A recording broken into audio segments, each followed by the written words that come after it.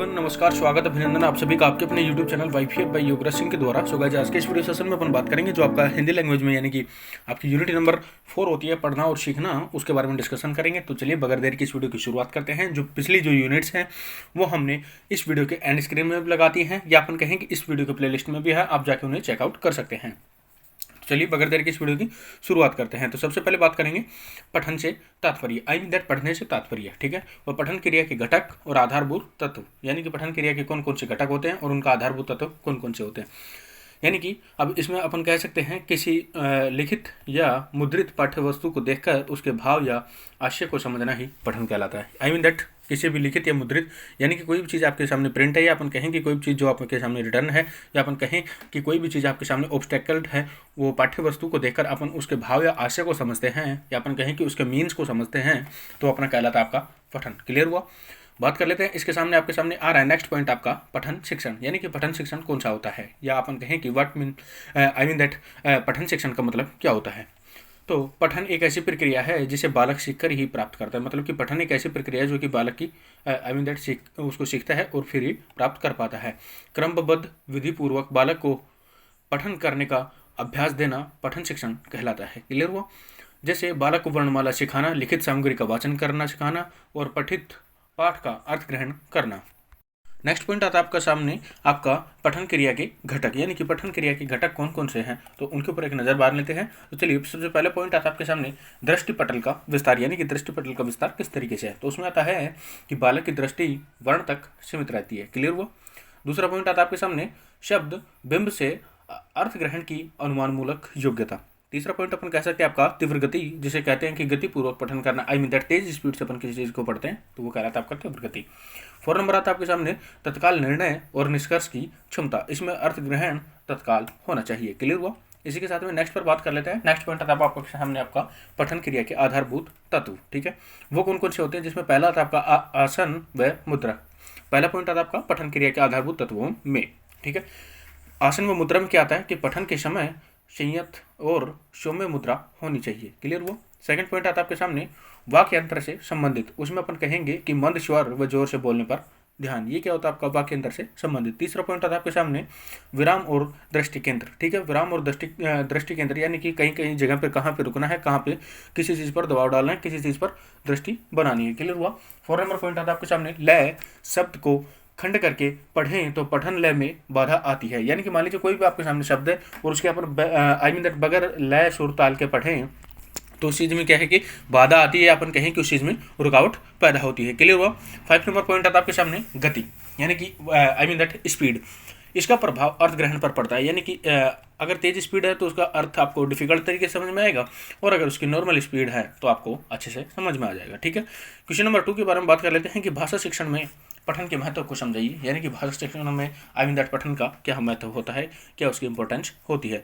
तो बात कर लेते हैं इसके आंसर के बारे में। यह भाषा का महत्वपूर्ण कौशल है, विचारों का ग्रहण, या अपन कहें कि विचारों को ग्रहण, विश्लेषण तथा विवेचन में पठन का विशेष योगदान है। क्लियर हुआ। इसमें पहला पॉइंट आता है आपके सामने कि भाई जनतंत्र सफलता का उपकरण, उसमें अपन कहेंगे कि समाचार पत्रों में पत्रिकाओं को पढ़कर हम देश व समाज की जानकारी प्राप्त करते हैं, अपन कहें कि जानकारी देख पाते हैं। क्लियर हुआ।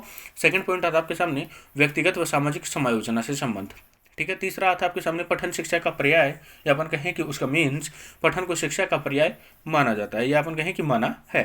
4 नंबर है कि सभी अन्य विषयों में उपलब्धि का साधन। क्लियर हुआ। इसके साथ में बात कर लेते हैं नेक्स्ट नंबर पे। नेक्स्ट नंबर आता है अपने सामने कि पठन एक सादृश्य, या अपन कहें कि सार्थक तथा चिंतक प्रधान क्रिया है। क्लियर हुआ। पाठक लिखित या छपी हुई शब्दावली का उच्चारण करने के साथ ही अर्थ ग्रहण करता है तथा उसका मूल्यांकन कर पाता है, आई मीन दैट उसका मीन समझ पाता है और उसका एवोल्यूशन कर पाता है, ठीक है। अब इसी के साथ में अपने पास में नेक्स्ट आता है कि पठन कितने प्रकार के होते हैं, या अपन कहें कि आई मीन दैट आपकी रीडिंग्स होती हैं, या अपन कहें कि भाई रीडिंग कितने टाइप्स की होती है, how many types are there of readings, ठीक है। तो उसमें आते हैं अपने पास में 2, पहला होता है सस्वर, दूसरा होता है मौन। सस्वर का मतलब आई मीन दैट स्वरों के साथ में उच्चारण करना, दूसरा होता है मौन, चुपचाप, ठीक है।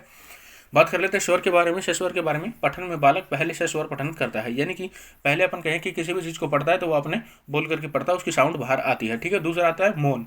स्वर पाठन का अभ्यास हो जाने पर वह धीरे धीरे मौन पठन की ओर बढ़ता है। यानी कि मान लीजिए अपन कहीं भी लाइब्रेरी में बैठे पढ़ते हैं या अपन कहीं कि कहीं पर भी अपन बैठ करके पढ़ते हैं, तो वहाँ पे मतलब कि अपन किसी दूसरे को डिस्टर्ब नहीं करना चाहते हैं, तो वहाँ पे क्या करते हैं अपन मौन वाचन करते हैं, आपका साइलेंट रीडिंग करते हैं। ठीक है, आपके सामने नेक्स्ट पॉइंट आता है कि पठन शिक्षण की विधियों का वर्णन। आखिरकार पठन शिक्षण की विधियाँ कौन कौन सी होती है, जिसमें पहला आता है आपका वर्ण विधि। बात कर लेते हैं इसके बारे में।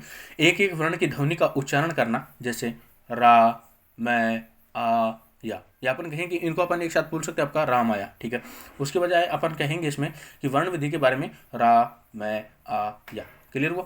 सेकंड पॉइंट आता है आपके सामने शब्द विधि, यानी कि शब्द विधि क्या होती है। जैसे मान लीजिए वर्ण पर ध्यान न देकर छोटे छोटे शब्दों का उच्चारण बोध, जैसे राम, श्याम, नाम, काम, दम, दंड, भेद। क्लियर हुआ।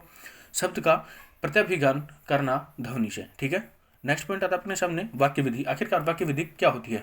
वाक्य छोटे छोटे व सरल एवं सार्थक हों। ठीक है, वो कौन कौन से होंगे, जैसे जल भरकर आ, राम पढ़ रहा है। ठीक है, ये होंगे अपने छोटे छोटे वाक्य के रूप में। नेक्स्ट आता है आपके सामने 5 नंबर पठन के स्तरों की विवेचना, यानी कि अपन कहें कि आपके जो रीडिंग्स होते हैं उसके लेवल्स की विवेचना अपन कहें कि उसके बारे में एक्सप्लेन। ठीक है, तो पहला आता है आपके सामने चित्र पठन, यानी कि चित्र पठन क्या होता है, तो उसके बारे में बात कर लेते हैं। सर्वप्रथम बालक को रंगीन चित्र दिखाए जाते हैं, यानी कि कोई भी छोटा बच्चा है उसको अपन किसी भी चीज़ के बारे में दिखाएं तो उसको अपन क्या करेंगे, कलरफुल जो भी पिक्चर्स होती हैं वो दिखाते हैं। ठीक है, वो आता है आपके इसके सामने चित्र पठन के अंडर में। क्लियर हुआ। जिनको वह प्राय प्रत्यक्ष रूप में अपने आसपास देखता है, चित्र को देखकर अर्थ और आशय ग्रहण की योग्यता विकसित करना ही चित्र पठन है। ठीक है, मान लीजिए अपने को कोई भी तस्वीर दिखाई जाए तो अपन उस तस्वीर को देख के अंदाजा लगा सकते हैं कि भाई ये तस्वीर किससे रिलेटेड है। ठीक है, तो वही मतलब होता है आपका चित्र पठन में। क्लियर हुआ। जैसे मान लीजिए राखी त्यौहार का चित्र, बहन भाई की राखी बांधता हुआ रंगीन चित्र, तो अपन उस चीज़ को देखते हुए समझ जाते हैं कि भाई ये क्या है, रक्षाबंधन को डिनोट कर रहा है। ठीक है, दूसरा पॉइंट आता है आपके सामने शब्द पठन। आखिरकार शब्द पठन क्या होता है। पठन शिक्षण में बालक चित्र पठन के बाद शब्द पठन की ओर बढ़ता है। इसमें शब्द की पहचान, उसके उच्चारण और अर्थ को जानना शामिल है। क्लियर हुआ।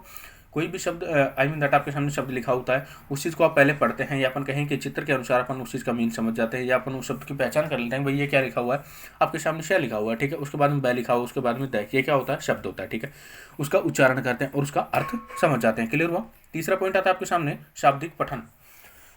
दैट शब्द पठन से आगे का स्वर शाब्दिक पठन है। वाक्यों में प्रयुक्त शब्दों का उच्चारण करके उन शब्दों के आधार पर वाक्यों का अर्थ समझ लेना ही शाब्दिक पठन कहलाता है। क्लियर हुआ। इसे मौन पठन भी कहते हैं।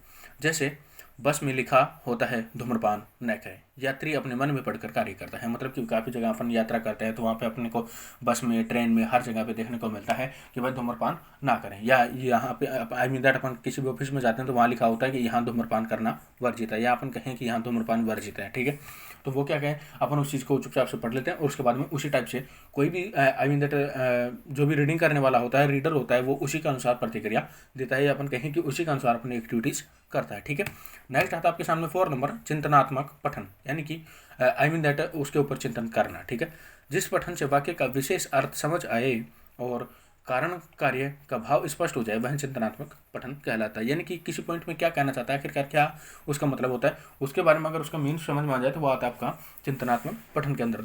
नेक्स्ट आता है आपके सामने सृजनात्मक पठन। ये क्या होता है कि पाठ का अंतिम स्तर, या अपन कहें कि सर्जन का अर्थ रचना। इसमें बालक के ज्ञान का विस्तार हो जाता है, जैसे किसी अपूर्ण कहानी को पूर्ण करना। दैट आपके सामने कोई भी एक स्टोरी दी जाती है, उसमें फिल इन द ब्लैंक्स होते हैं, वो आप भर देते हैं, तो वो क्या होता है, आपकी क्रिएटिविटी होती है, सृजनात्मकता होती है। या अपन कहें कि कोई भी चीज़ आपकी क्रिएटिव से जुड़ी होती है, या अपन कहें कि क्रिएटिविटी से जुड़ी होती है, वो सारी की सारी सृजनात्मकता में आती है। ठीक है, नेक्स्ट पॉइंट आता है आपके सामने पठन कौशल का मूल्यांकन, या अपन कहें कि आकलन, या अपन कहें कि आपका इवल्यूशन। ठीक है, उसमें आता है आपका पहला पॉइंट आपका अनुकरण वाचन द्वारा। ठीक है, ये मूल्यांकन कैसे कर सकते हैं, अनुकरण वाचन के द्वारा। पहले पॉइंट पे बात कर लेते हैं। तो इसमें क्या आएगा कि इसमें बालक के वाचन की गति, स्पष्टता, शुद्धता देखी जाती है। ठीक है ना, उसमें कि मतलब कि वो किस टाइप से पढ़ रहा है, कैसे उसका उच्चारण है, कैसे उसकी एक्सप्लेनिंग है, कैसे उसकी स्पष्टता है, वो सारी की सारी वाचन में उसकी गति के अनुसार ये सारी की सारी चीज़ें देखी जाती हैं। विराम चिन्हों, शोराघात, हाव भाव को देखा जाए। ठीक है, सेकंड पॉइंट आता है कविता पठन द्वारा आरोह अवरोह यति गति। मतलब कि कविता में अपन देखते हैं कि भाई आरोह अवरोह किधर लेफ्ट चल रहा है, किधर राइट चल रहा है, कैसी उसकी स्पीड है, कैसी उसकी ताल है, कैसा सुर है। ठीक है, मौन पठन के द्वारा नेक्स्ट पॉइंट आता है अपने सामने मौन पठन के बाद बालक से उत्तर प्राप्त करना, यानी कि वो साइलेंट रीडिंग कर लेता है, उसके बाद में अपन उससे आंसर जानने की प्रतिक्रिया करते हैं, उससे आंसर लेते हैं, वो अपने को आंसर प्रोवाइड करता है। तो यह क्या था आपका मौन पठन के द्वारा। क्लियर हो। नेक्स्ट पॉइंट आता है आपके सामने 4 नंबर प्रतियोगिता आयोजन करके। मान लीजिए आपके स्कूल में, आपकी कॉलेज में जो भी टेस्ट होते हैं, जो कंपटीशन से या अपन कहें कि जो भी आई मीन दैट यूनिट्स का टेस्ट लिया जाता है या कैसे भी टेस्ट लेते हैं, तो होता है आपका प्रतियोगिता आयोजन करके। ठीक है। नेक्स्ट आता है आपके सामने सहायक पुस्तक द्वारा, या अपन कहें कि मॉडल पेपर के द्वारा। ठीक है। आपके सामने नेक्स्ट आता है कि वाचन की विधियां और अपन कहें कि आपकी पद्धतियां, कौन कौन सी आई मीन दैट इसके फॉर्मूलाज होते हैं, या अपन कहें कि कौन कौन सी टाइप्स होती हैं, कौन कौन से अपन कहें कि किस तरीके से अपन आई मीन दैट इनके जो फॉर्मूलाज होते हैं उनको अप्लाई कर सकते हैं। तो पहला आता है आपके सामने अक्षर बोध विधि। जैसे मान लीजिए अक्षरों का ज्ञान, किसी भी अक्षरों का ज्ञान क्या होता है, अक्षर बोध विधि। दूसरा होता है देखो और कहो, कोई किसी भी चीज़ को देखा और उसको कह दिया। नेक्स्ट आता है आपके सामने ध्वनि साम्य विधि, यानी कि ध्वनि किसी भी साउंड को सुना और उसको प्रकट कर दिया। ठीक है। 4 नंबर तो होता है आपका अनुकरण विधि, किसी भी चीज़ को फॉलो करना। 5 नंबर आता है आपके सामने भाषा शिक्षण यंत्र विधि, यानी कि मान लीजिए भाषा शिक्षण की जो यंत्र विधि होती है वो सारी इसके अंदर आती हैं। ठीक है। नेक्स्ट पॉइंट आता है आपके सामने सामूहिक पठन विधि। ठीक है। ग्रुप में अपन पढ़ते हैं तो वो आता है आपका सामूहिक पठन विधि। साहचर्य विधि। नेक्स्ट आता है आपके सामने वाक्य शिक्षण विधि। और नेक्स्ट आता है आपके सामने 9 नंबर लास्ट पॉइंट आपका कहानी विधि। So I hope that guys you have, मुझे उम्मीद है दोस्तों यह वीडियो आपको पसंद आया होगा। आपने बहुत ही अच्छे तरीके से अपना I mean that unit clear कर ली होगी। अगर आपको ये वीडियो अच्छा लगा है तो इसे लाइक कीजिएगा, अपने दोस्तों के साथ में जरूर साझा करिएगा। ये वीडियो आपको किस चीज़ के तरीके से, अपन कहें कि किस दृष्टि से आपको अच्छा लगा है, आप अपनी कमेंट बॉक्स में अपनी राय हमें ज़रूर साझा करिएगा।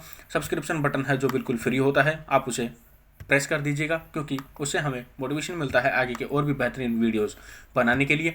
अब तक के लिए इतना ही। हंसते रहिए, मुस्कुराते रहिए, अपने से बड़ों का सम्मान कीजिएगा, अपने से छोटों को प्यार दीजिएगा, और अपना पर्सनैलिटी या अपन कहें कि आपका व्यक्तित्व इस प्रकार से निर्मित कीजिएगा कि कोई भी नारी आपके साथ में हो तो अपने आप को सुरक्षित महसूस करे। चलिए, जय हिंद, वंदे मातरम।